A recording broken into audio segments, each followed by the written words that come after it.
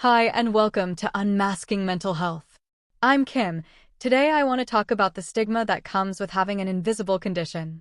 People with invisible conditions know a pressure most people never think about, the pressure to prove their struggle. Not manage it. Not live with it. Prove it. Because the pressure doesn't come from the condition itself. It comes from the people around them, the ones who only believe pain when they can see it. People with invisible conditions spend more time proving their struggle than living with it. And that pressure doesn't come from the diagnosis. It comes from the people around you. There's an expectation to perform suffering. If you're not limping, shaking, crying, or visibly falling apart, you must be fine. You must be exaggerating.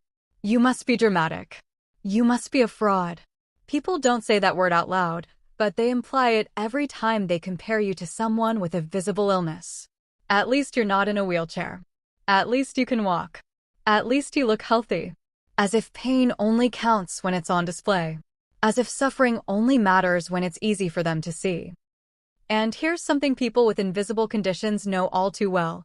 When someone asks, "So, how was your day?" you don't answer like everyone else. You don't say busy or fine or tiring. You find yourself explaining your day, justifying it, translating it, breaking it down into pieces so they'll believe you. Because you already know they won't understand the struggle unless you package it neatly. And here's the double standard.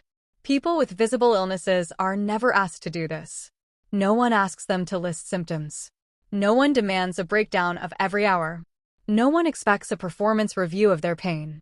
But if your condition is invisible, suddenly you're giving a full report just to prove you're not lazy, dramatic, or making excuses. You're not describing your day. You're defending it. Here's the reality. Most people with invisible conditions have learned to function through pain. Not because they're fine, but because they've had to. They've learned to mask, to minimize, to push through, to keep going because life doesn't pause for symptoms. But the moment they ask for support, suddenly they're interrogated. What do you mean you're struggling? You seemed okay yesterday. You don't look sick. Everyone gets tired. Are you sure it's that bad? This isn't curiosity. This is doubt dressed up as concern. And here's the damage it causes.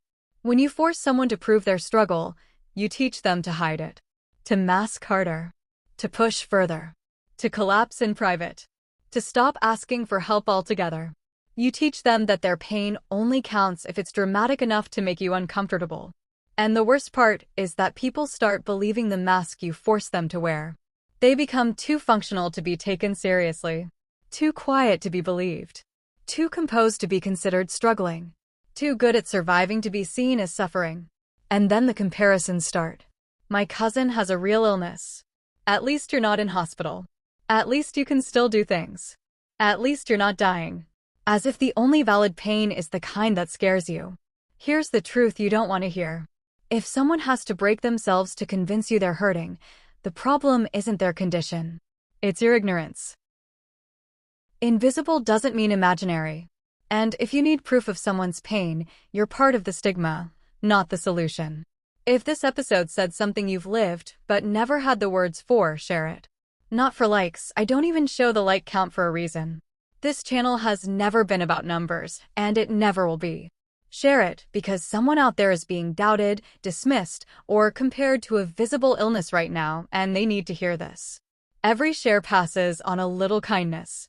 Every subscription helps this channel grow, so more people learn the reality behind the stigma they choose to believe. This isn't about clout. It's about making sure the right people finally hear what no one else is saying.